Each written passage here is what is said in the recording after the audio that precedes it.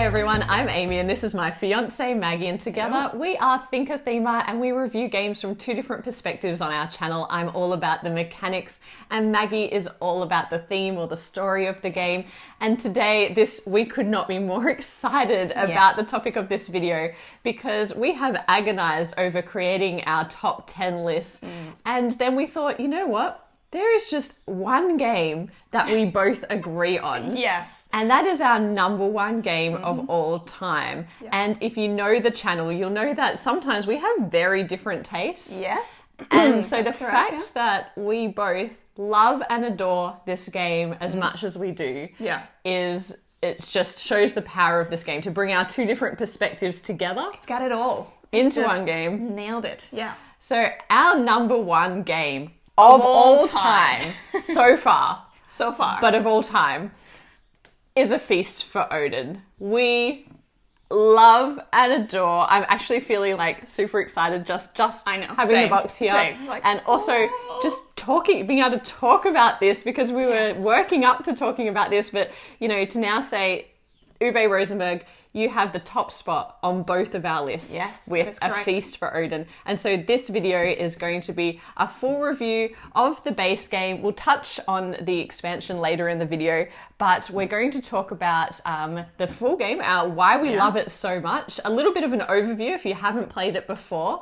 So let's get stuck into that now. Yeah. So in A Feast for Odin, we are playing as Vikings, trying to create, be the most prosperous Viking clan by the end of the game. The way we're going to do this is we're going to be diving into the world of Vikings, and we're going to be doing, one of the key things is going to be recruiting our Vikings as we go in subsequent rounds. We have to feed them at the end of every round, so we have to be very careful that we're planning accordingly. And then we have a whole open world of different things that we can do to make our clan prosperous. So that could be things like harvesting things. You could go hunting. You could go whaling. You could build some ships. You could build the storage houses where you're going to keep everything. You could go on expeditions. You can go pillaging which I'm not really a fan of the pillaging concept, but it's sort of kind of like what happened for amazing jewels or, you know, all sorts of different things. And in the process, we're going to be able to make sure that we are able to pay all our bills at home. And for some reason, we start with a massive, massive debt. Maybe that's like our mortgage. Our Viking mortgage. All of our Viking mortgage. Yes, which we'll get into in a bit and what I mean by that. Well, yeah, because interestingly, this game is really open world. Like in terms of the Euro games, when you look at this, all the things that come in this box and the amount of space that it takes up on the table, it can be quite overwhelming to get into this game. But the thing that really ties it all together is the individual player boards that you start with and the puzzle that is located on that board. Because as Maggie said, the main thing about this is that you really need to be able to get yourself back to a point where you're on 0 points. So you start in the negative, and that all is shown on this polyomino tile puzzle space on your player board, where you'll see there's a huge amount of negative victory points depicted on here, and you need to cover that puzzle with polyomino tiles in order to be able to, not just reach neutrality, but then, of course, try and get as high of a score as possible. Now, the way that you're going to be doing that is through worker placement, one of our favorite mechanics. And that all takes place on this central board where you are going to be doing all of these activities that Maggie mentioned. Again, when you first start this game, it looks really overwhelming because there are so many places where you can place your Viking meeples. And at the beginning of the game, you only have 5 workers. That's going to increase as the rounds go on. But you've got limited amount of workers and many, many, many things that you can get done. But the beautiful thing about this game is that everything you need to get done makes a lot of thematic sense. Absolutely. So if you are going to build boats so that you can go off and explore and go to faraway lands and pillage and do all of these actions to get polyomino tiles, you are going to need wood, because wood is the resource that's going to help you build boats. Likewise, if you want to build additional buildings to store additional polyomino tiles, you're going to need wood and stone. So then you've got to go to the mountains and try and achieve and try and take some of these resources that are on offer. So everything makes sense in terms of thinking about what you ultimately want to achieve and then working back from that in terms of the worker placement steps, if you like, that you want to take along the way. So the way that you're going to get all of these beautiful polyomino tiles that are eventually going to go on your board and cover up those negative victory points is to go out and do what Vikings do best. You can craft items, you can invest in livestock that are going to eventually get pregnant and have more livestock available to you, so you can leverage the resources that naturally come from owning livestock. Or you can try your luck at a bit of hunting. And that's a really interesting part of the game, and the only part of the game that really introduces a luck element, because in this game you will have weapons available to you in the form of these weapon cards, and the more weapon cards that you collect, the more likely it is that you're hunting or you're laying a snare or your whaling activities are going to be successful, because when you take these worker placement actions, you're going to be rolling one of these die. When you roll the die, you're effectively looking for a low number, because then you're going to use your weapons in combination with wood to try and get that number down to 0, and then collect all of the spoils of that hunting trip in the form of these polyomino tiles that are again going to help you with your puzzle.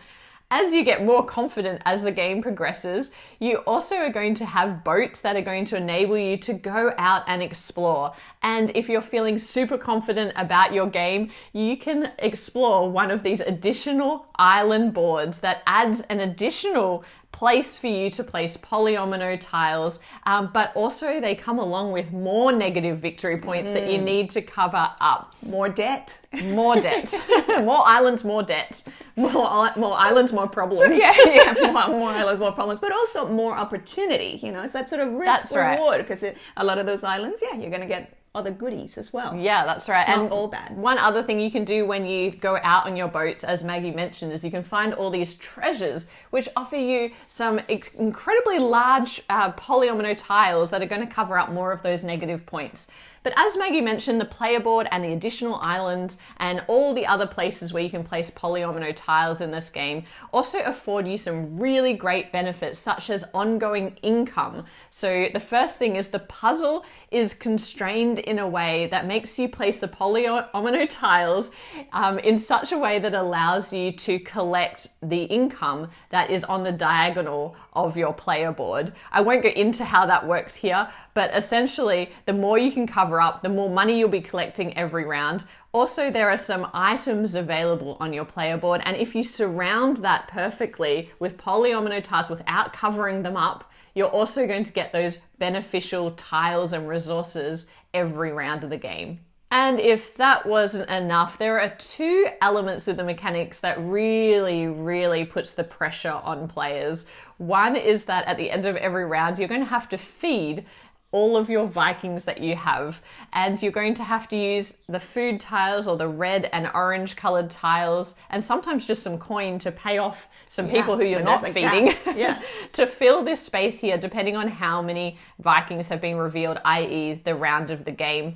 The other thing that really puts the pressure on in this game is the placement rules for tiles, because they're all different colors. As you can see, they start off orange, which is like the lowest level of polyomino tile, all the way through to the blue, which is the most valuable. And you can actually upgrade your polyomino tiles along the way. So on the back of orange polyomino tiles is red. And then from red, if I was to upgrade this, I would need to get the same shape in green. And then from green, you would upgrade it to blue. And blue allows you the most versatility in terms of where you can place it, because greens can't be against other greens. Reds and yellows can't even go onto your player board. And so you are looking to not only collect polyomino tiles, but to upgrade them as well using actions on the board.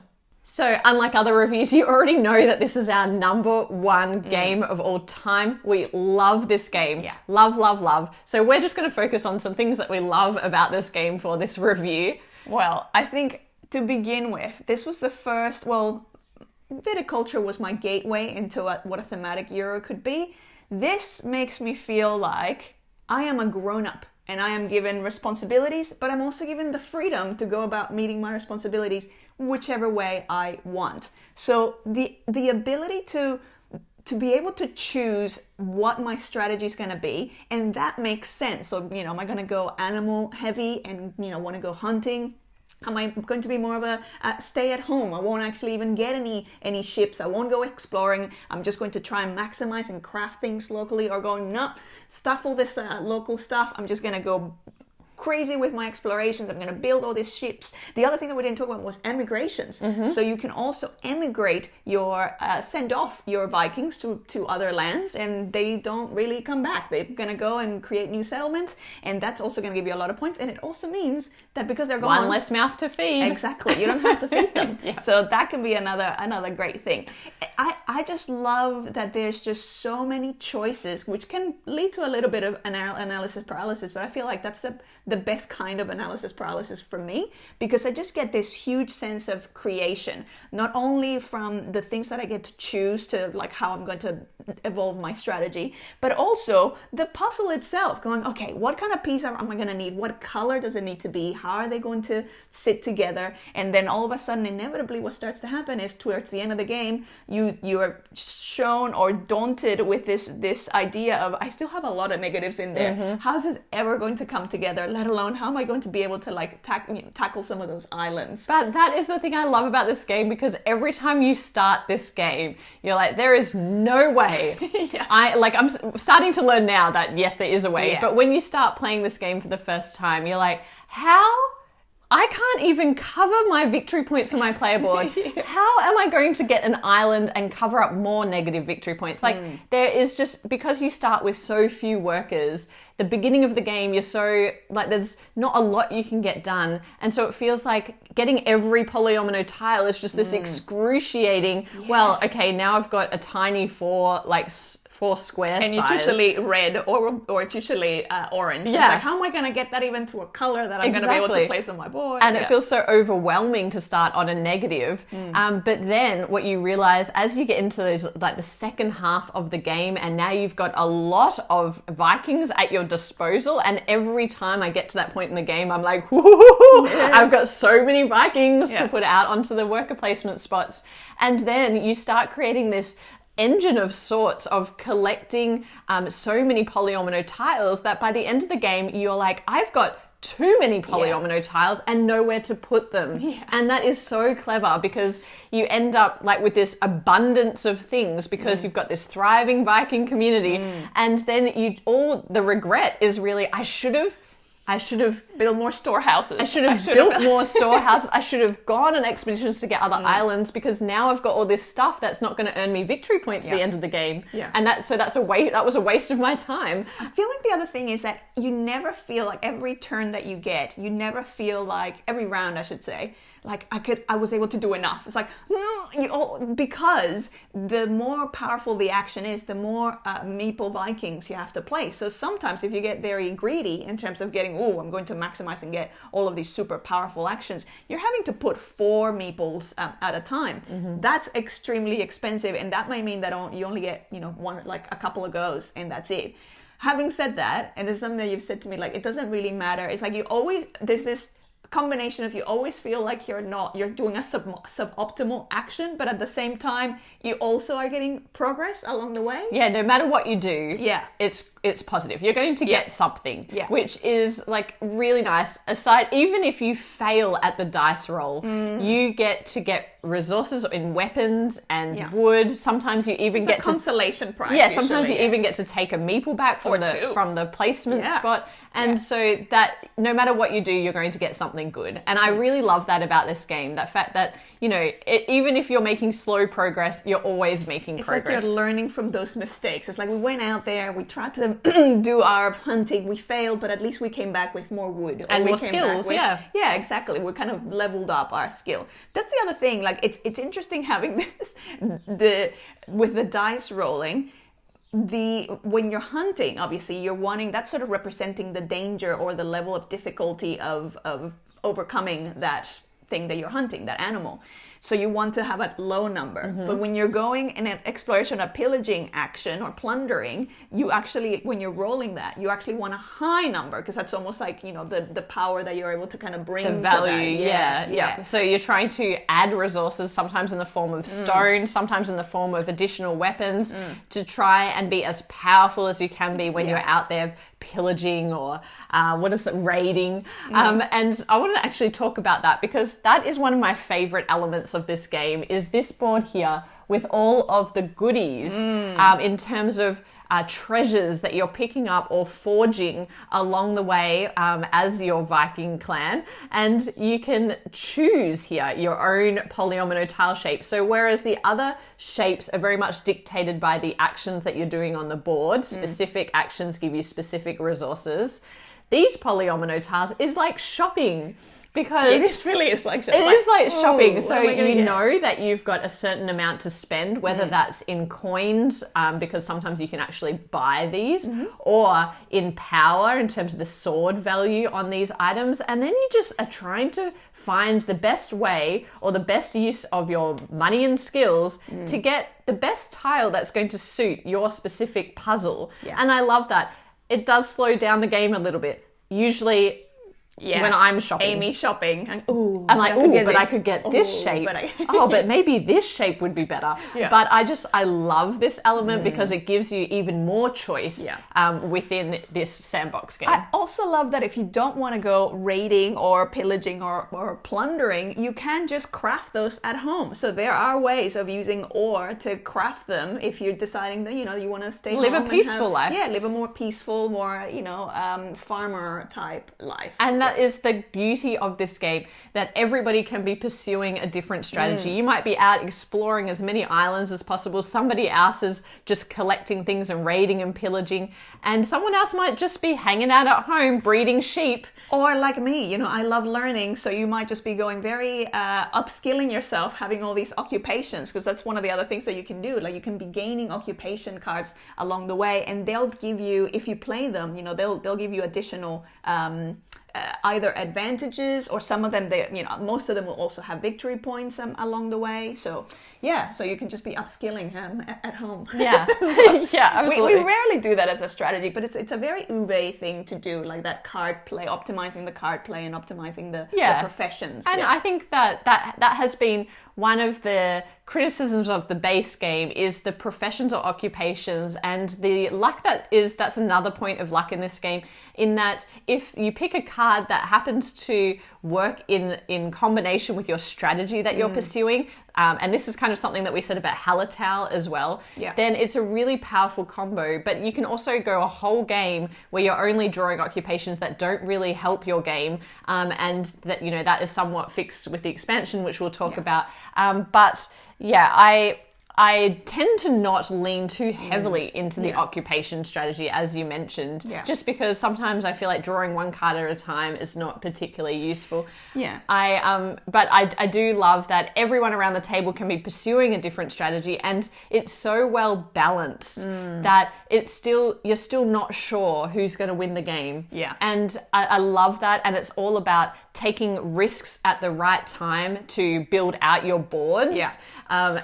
I have to say, as a themer as well, you know, some people are like, this is not thematic. This is incredibly thematic, at least for me. One, obviously, all the color on the board, I love it. Everything that you do makes thematic sense. Yes, there's not a big narrative, story-driven kind of campaign thing, although there are some fan-made campaigns, which is really, really cool. But everything that you're doing makes sense, and everything, you know, as you're upgrading things, even this concept, and this is possibly going to be a little bit of a stretch, but even this concept of when you're putting multiple workers down, you're getting to kind of pick up the option of one of those professions, and then if you're putting even more, it's kind of like you're upskilling by all working together. You're learning from one another's skills, and you're like, and that's not really explicitly said in there. The thematic reach. Thematic reach, but it does have a full, what is it that they call it? Almanac. An almanac of the game, where it actually has thematically, it goes into full detail of all of the different items and components opponents and what was their significance and their role in Viking life. I love that. And that was the first time I'd ever seen that in a board game, was when we bought this board game, and it's like this whole book just about Viking culture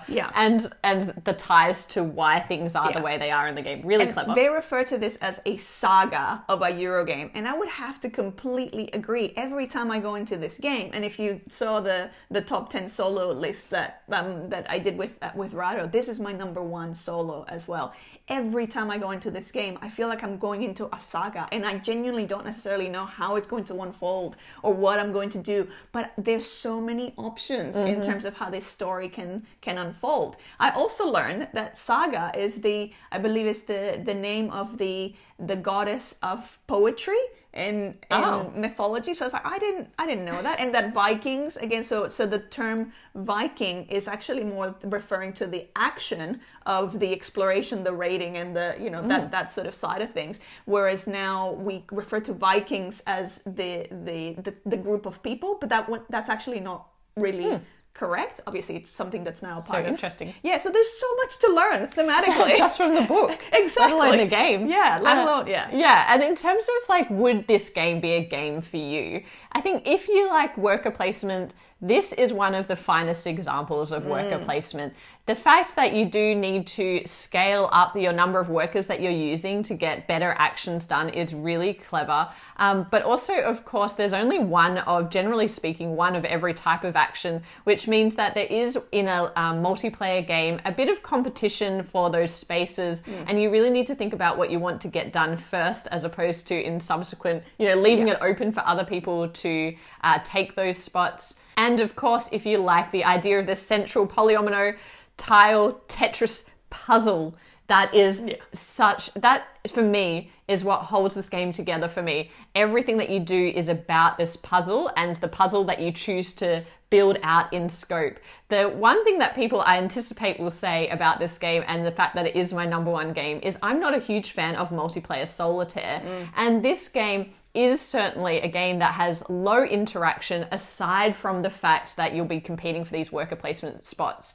And I've thought long and hard about why this is, but I just genuinely enjoy this puzzle. The puzzle is complex, super complex, and it's enough to keep me really focused to the point where it doesn't really matter what everyone else is doing with their puzzle, because I'm just enjoying the challenge of trying to make this work and thinking about what I need to do next to build out this puzzle. So for me, it is an exception to my rule about multiplayer solitaire. I love it. I love the puzzle. Also, all of the pieces are unique. So all of the jewelry pieces, for example. So that is competition potentially there. Yeah. And same with obviously the worker placement spots. Sometimes you're like, that's the thing. To go. How dare you? In a two-player game, when it's just, you and some other person, and you're both pursuing different strategies, the interaction is very low. Yeah. But once you get to a 3 or 4 player game and you've got someone that's got the exact same plans as you, that's when it gets actually really complicated, to the point where it's like, maybe I should just change my strategy, because we are competing over all of the same spots and all of the same things. So I just find it really fascinating, this game, because there's so many different ways to get to the winning position. Yeah. I'll talk a little bit about the solo mode as well, because this is my absolute number one favorite solo game. And the reason for that is because this game is as a solo mode, is so pure in the way that you get to play it. All that happens is you're actually playing with 2 different color meeples. And so every round you're going to be placing. So one round I might place the yellow, for example, and then in the next round, those yellow meeples that were placed stay on the board, and they're blocking the next round when I'm placing, for example, the black meeples on the board. So you're always going to be blocking yourself from the actions that you took the round before. What that means is the game in and of itself, there's no AI, there's no like, oh, then if this happens, then you do this. Like, it's just so simple. You're just getting to play the game, and you actually do get to learn, not only learn how the game plays, but also learn and explore all those different strategies in the most streamlined of ways. So that, for that reason, that's it. That's all it is with the solo game. And I did find, this is, one of my anecdotes is that one time I played this for like 7 hours straight, and I didn't even realize, because again, like usually it takes, about between 2 to 3 hours to play a game, or even longer if you have, you know, a group with a lot of AP. It took me 7 hours, and that time went by like that. I didn't realize it was a draft where I was sitting, and I actually got sick. I got sick from just sitting in a too draft. focused on Feast for Odin. And I was like, I didn't even care. And it did improve my game, because it did mean that I got to learn how the islands work and the timing of those things. Yeah, I think also, just to pick up on that, it is a long game, but because it's so set in the way a round works, you follow this board and you go through each of the stages in turn, which makes it super clear and everybody knows what's happening. The time just flies by. And every time you're like, oh, I've only got 5 meeples this round, and so every round feels excruciating. And so the time really honestly flies by. This is one of those games where we look up and we're like, oh my goodness, is that the time? And like, for hours. We'll be like, oh wow, it's 1 a.m. or whatever it is. But this game is one of those games that just makes time disappear. The other thing is, obviously you need a lot of table space for this game. What you see here is just a simple printed, 3D printed insert that we have that obviously makes it so much easier for Maggie to get everything out to play a solo game and to set up when we want to share this game with friends. So we'd highly recommend getting an insert for this game. Now let's talk about the expansion, the Norwegians. In my humble opinion, it is one of those expansions in our collection that we would say is, you know, essential. Essential in that once it's integrated into the game, you can barely remember what the game was like without it. It introduces a whole new player board, which helps tighten up the game at different player counts. There's a few additional, animals, different actions that you can get done. And basically it helps to further fine tune the balance of some of the elements in the game. But I would say, though, when you're starting with this game, get the base game. Start with the base. Just get the base game. You won't even notice any of the things that are brought in by the Norwegians until you're really familiar with the base game. So if you're only going to be playing it at 2 players, the Norwegians is probably an essential way to tighten up the game board. But everything else is really just extra or fine-tuning what is already a really excellent game. So I would get the base game, play it, explore it, so much game to be had, and then pick up the Norwegians. It's similar to, with viticulture, get to know the game, then get Tuscany, and it gives you the really new board. Blossoms and it really opens up, and there's so much more. Exactly, and maybe we'll do a full review of the Norwegians at some point, but it gets a huge tick from us, and we've integrated everything such that we actually had to pull it all apart just to do this review. What was part of the base? What was part of the base game? But obviously, this is our number 1 game of all time. We would always sit down. We'd love to see you at a con and teach this to you, because this game is just such a shining example of what a big game experience can be. It embodies everything a perfect dry Euro, which is not even that dry. It's actually really beautifully rich for me, Euro can be.